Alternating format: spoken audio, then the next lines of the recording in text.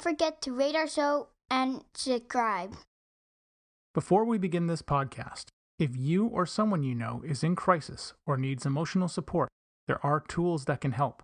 So get yourself a pen and paper or open a note-taking app on your phone or computer. Feel free to pause this episode while you get yourself ready. The episode starts at 1 minute and 52 seconds. You can call Talk Suicide Canada at 1-833-456-4566. You can text 45645, which is coming in the fall of 2023. In Canada, you can also call 988, the Kids Help Phone at 1-800-668-6868.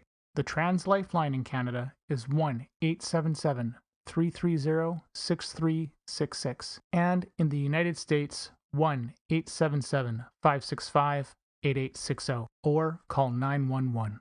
You are not alone, and you do not have to be alone. I would like to honor and recognize the traditional and unceded territories of the Katzie, Kwantlen, and Semiahmoo nations on whose territory I live, work, and play.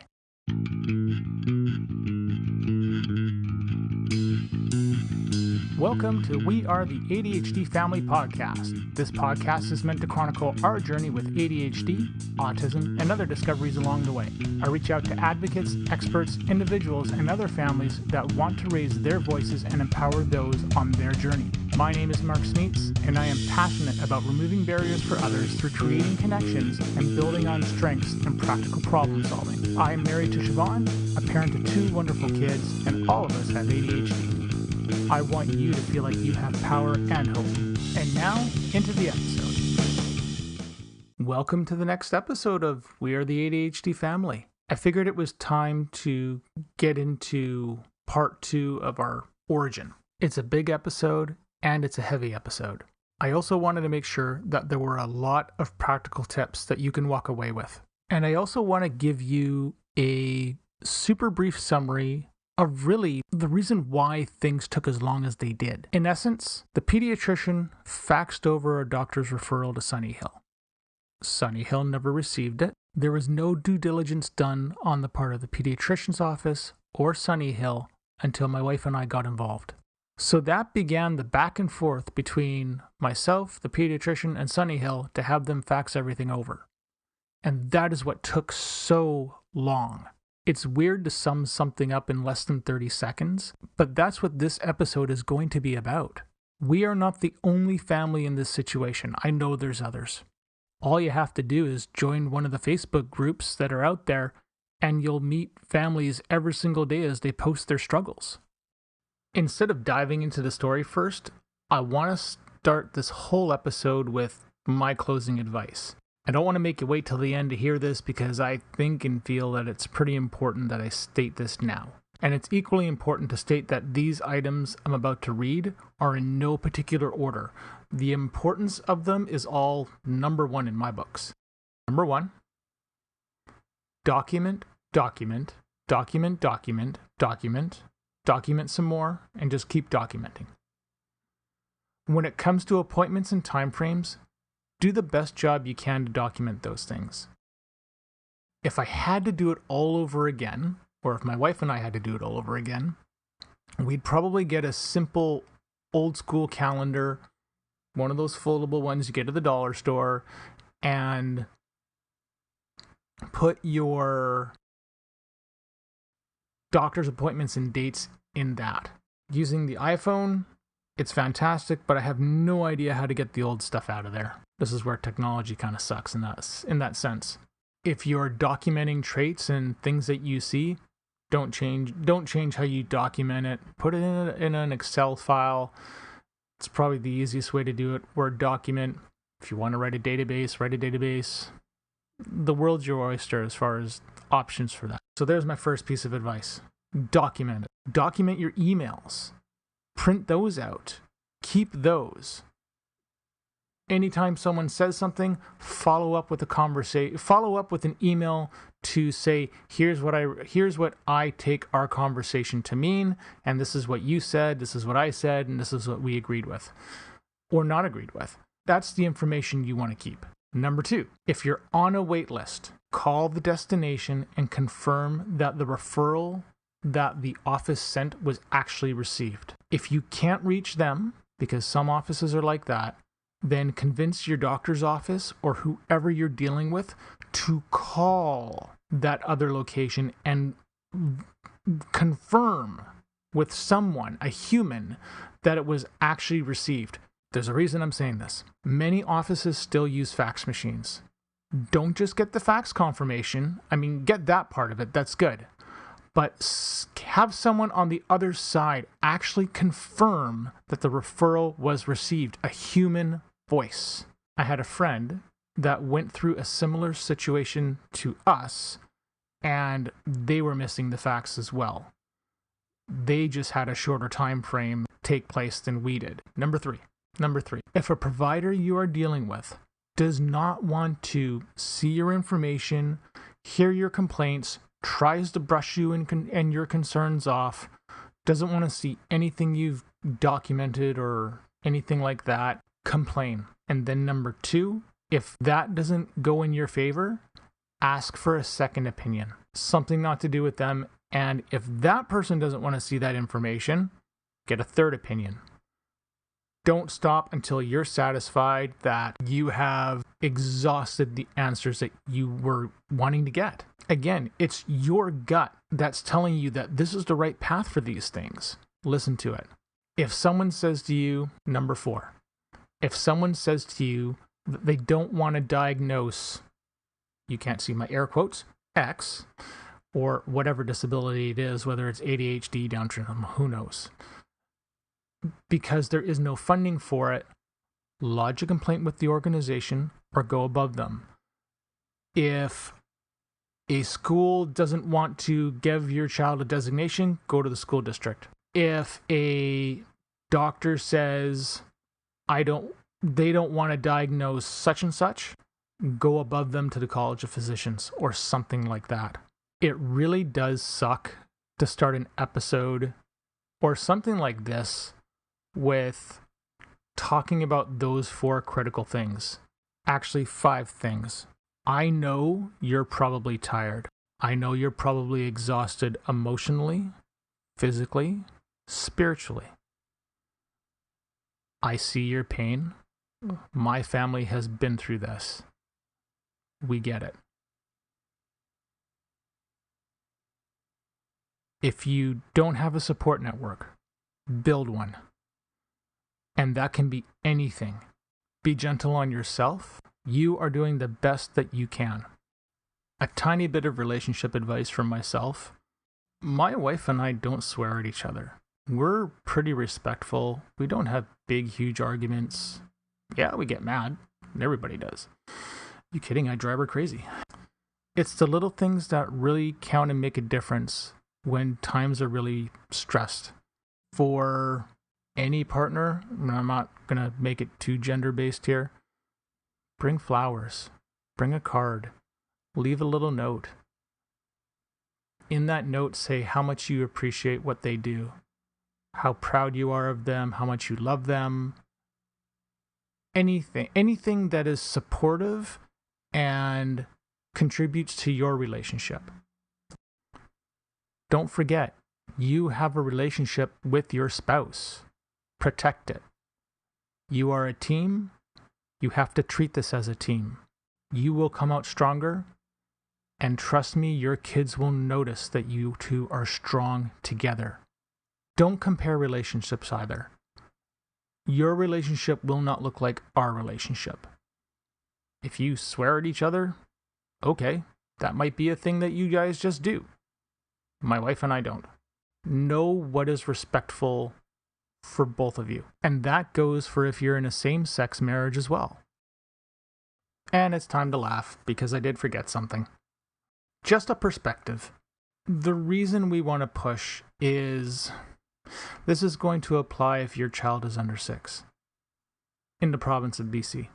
Getting something like an autism diagnosis and pushing for it, that means there's funding available. And I believe it's $22,000 a year. After your child is turned 6, you are brought down to, I think $6,000 a year. We went for our first initial assessment at 4 years, 8 months. And that would have landed us in the 22,000 range. Well, we're not exactly rich people here. We struggle just like you do. That's a lot of money that was left on the table as a result of that person, the way that initial diagnosis came out, but also because, we were just wiped.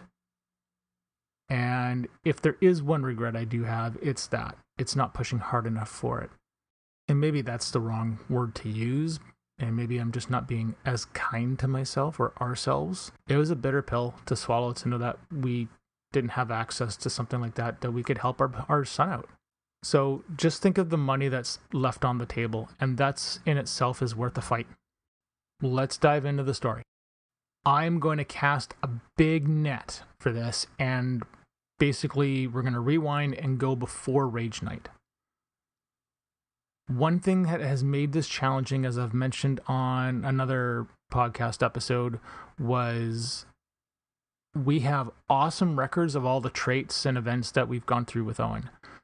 The one thing that was really hard to figure out were the doctor's appointment dates and where we could find half that stuff. A lot of it's in, iPhone calendars and all that, but how to look that stuff up in the past, I have no idea. Couldn't even tell you. But that has made tracking certain appointments and milestones a little bit on the tricky side. So I could tell you the date and time that he ate black beans out of the chili, which is kind of a foodie miracle there for us. But can I remember the exact date we met our pediatrician and all that? No, I can't.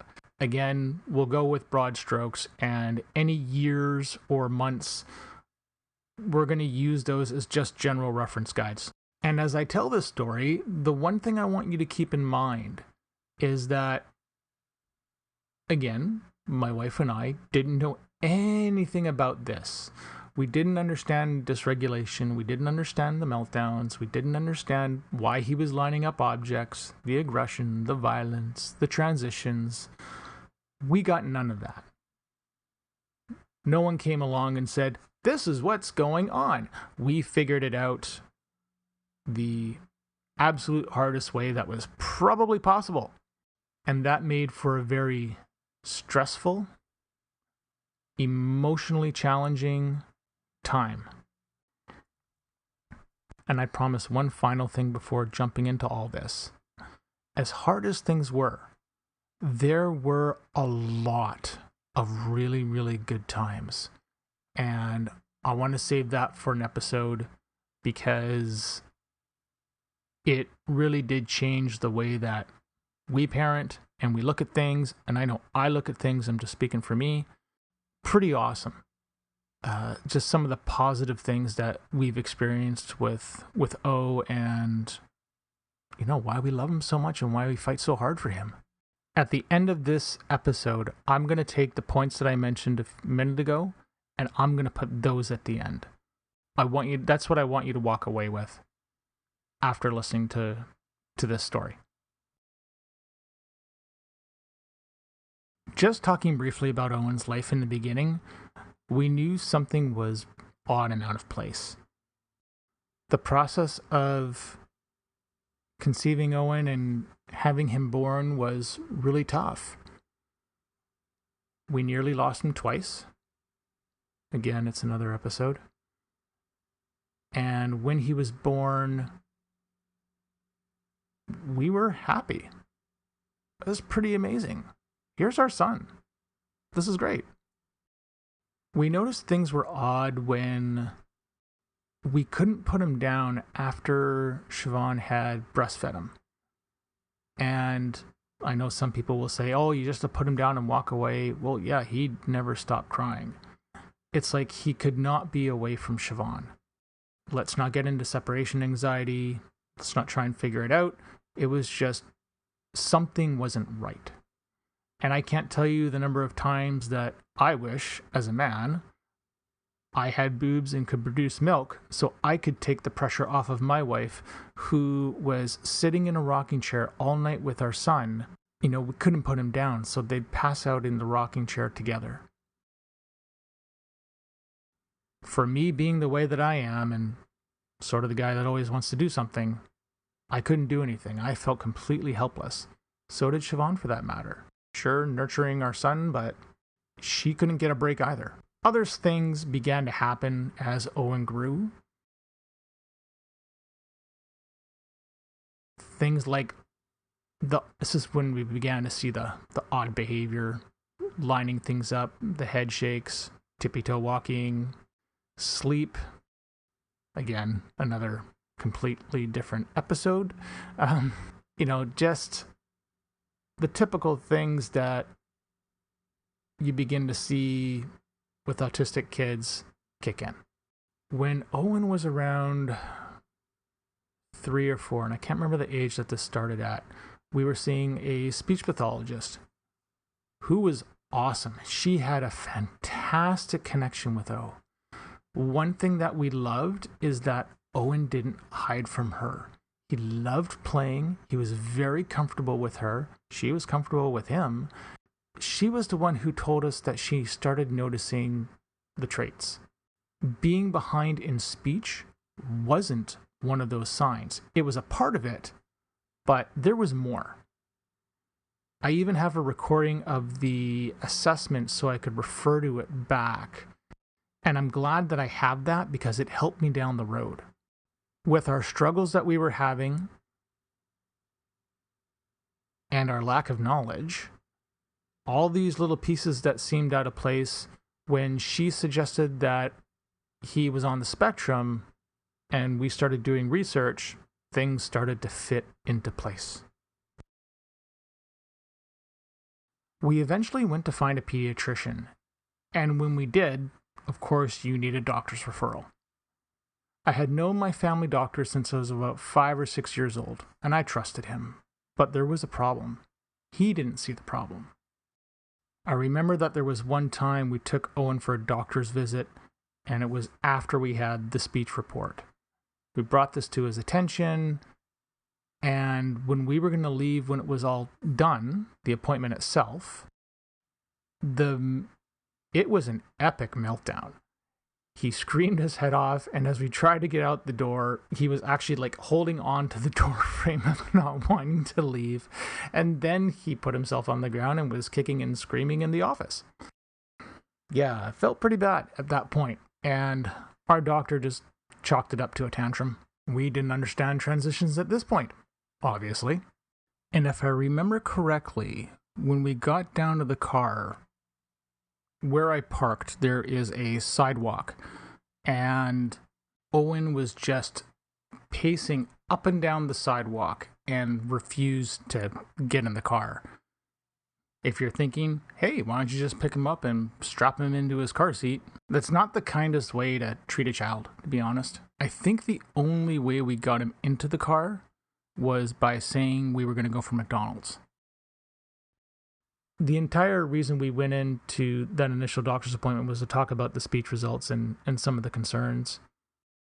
But again, we didn't feel that supported. We did find a pediatrician, and I remember calling our doctor's secretary, who I had a pretty good relationship with, and I asked her, could you please send over the referral to the pediatrician? I didn't want to have a discussion with my doctor about it. I just knew it was the right thing to do and just to get it done. And that's exactly what happened. I believe we waited about a year to get into our pediatrician's office. Our first meeting, if I remember correctly, was just my wife and I. We didn't have any of the kids there. I'm pretty sure Mackenzie wasn't born yet. She gave us some forms to fill out, authors and books to read and look at, and that's exactly what we did. We just added all that more research to our list to keep educating ourselves. When we brought Owen in to see her on the second visit, he didn't hide anything at all, which was wonderful. When we entered the office and we went into the doctor's room, wasn't exactly a big room. I remember the first thing he did was to hide in the back corner of the room behind the chairs, behind Siobhan, and he was scared. He didn't want to come out. Eventually, he did come out. Can't remember how he did it, but he began to rearrange and line up all the chairs that we were sitting in. And the three of us, myself, my wife, and the pediatrician, we watched as he did this. And my wife and I are just looking at each other, just going, see? It was nice to have our pediatrician witness this. Because, again, we had no idea what the hell was going on. And quite honestly, neither did she. And it was a wonderful moment because probably for the first time, I think my wife and I both felt validated and we felt seen, that there was something more going on. Siobhan and I found a clinic that did diagnoses right by our home. And so we had the referral put in, and I believe we waited about 6 months to actually get into the appointment. And the appointment date, and I know this for a fact, was October of 2018. As usual with these things, there's more forms to fill out, and we already had the speech report done, but we gave our forms to our daycare, and they had plenty of time to fill them out. And we were reassured that everything would be filled out. Daycare didn't fill out the forms until the very last minute. The site director had asked the staff to watch for things, but the staff members were basically saying, we don't have time. There aren't enough of us. We have to keep an eye on the kids. There's no time to fill in paperwork. And this is what I was told directly. She essentially put down that everything was quote unquote fine, partly because Owen wasn't violent and there wasn't any fighting happening or something like that. It's not that he was an angry kid that came to daycare and he was beating kids up. It wasn't like that. He was a child that learned how to mask, and unless you knew what to look for, the subtleties, like if I looked now at, and this was somebody else's child in that same state, I would have a better chance of picking these things out. But it was really annoying when daycare essentially shirked the responsibility to do this, because that could have been the end of this story, and it wasn't. One thing I wish I had done was to print out all the emails and brought that documentation with me. At this point, again, if I remember correctly, we were already emailing daycare when Owen would have a rough night, rough morning, and would say, hey, heads up, he's coming in, he's really upset. Do what you can to calm him down, and so forth. I would love to have printed those things and brought them with me as something physical to present. Not just as a anecdotal story to make it seem like that, we were hysterical parents, but it gives you something physical and tangible to hand over. Eventually, we got the forms. They were filled out, and we went to the meeting. I remember the car ride over to the clinic because the clinic's it's a 5-minute car ride, depending on traffic. It was that close to the house. And honestly, we thought we won the lottery because we didn't have to go very far. I remember feeling cautiously optimistic that things were going to work out. We knew that there was all this funding available. Our hopes were up. The name of the place that we chose was called Able, and it received awesome reviews on Facebook, and lots of parents had good experiences. There's a whole bunch of different locations and a whole bunch of different people that work there. So there's no point me bringing up this doctor's name. I'm sure this clinic has got good people working for them. As optimistic as we were feeling, we were both nervous. And we went in, had our meeting, and explained how things were supposed to go. 2-hour interview, we'll observe the child, we'll do some games and play some tests. And because Owen was only 4 years old, it's not like we could leave him with her. Legally, you have to be in the room. The first part of an assessment like this is to do the parent interview. So the doctor will ask you what your concerns are, what questions do you have, what's the reason for the visit. And if you've never done the assessment before, you'll get asked questions that are basically out of the diagnostic manual, the DSM. What repetitive actions do you see? What's the rigid behavior? Things of that nature. Typically, they're long conversations. They're not short. Far from it. There are a lot of things that my wife and I said, yes, we've seen this. Yes, we've seen that. There were also a lot of things that, looking back now, we didn't realize that was a thing. And I'm struggling to find an example of that. But you don't know what you don't know a lot of the times. And until you've committed the diagnostic manual to memory, how are you supposed to know? That's what, these medical professionals are for. When it came time to do Owen's visit and his part of the assessment, I was with him, Siobhan was at work, and he didn't hide anything that day.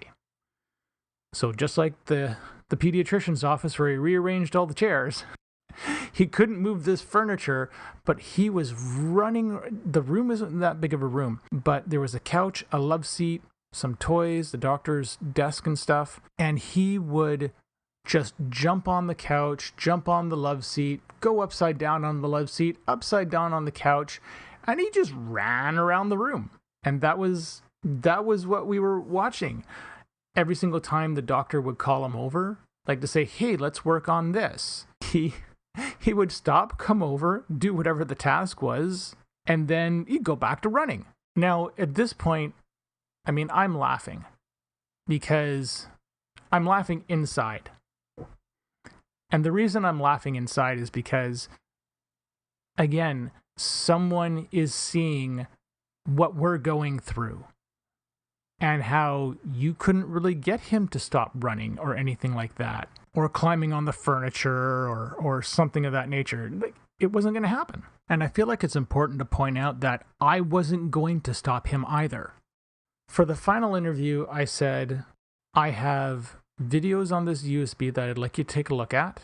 I proceeded to give her the USB, and then she turned around to me and said, no, that's okay. I don't need that. I said, no, I really want you to look at this.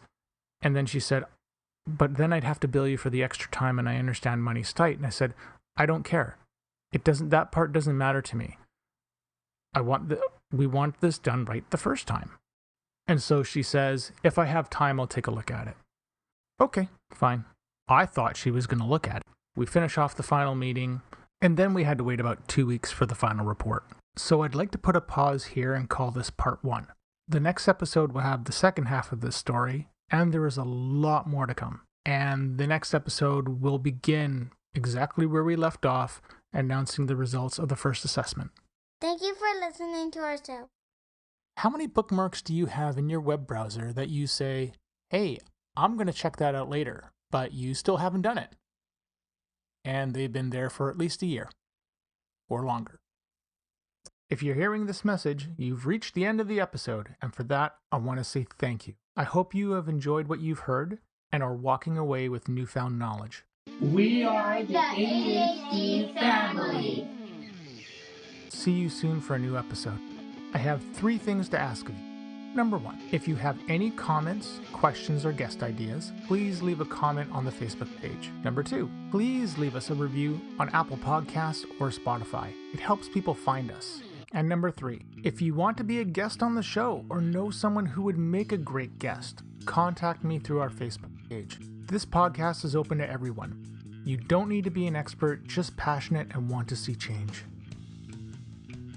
The opinions expressed by the host and guest are not associated with any employer or organization unless otherwise stated.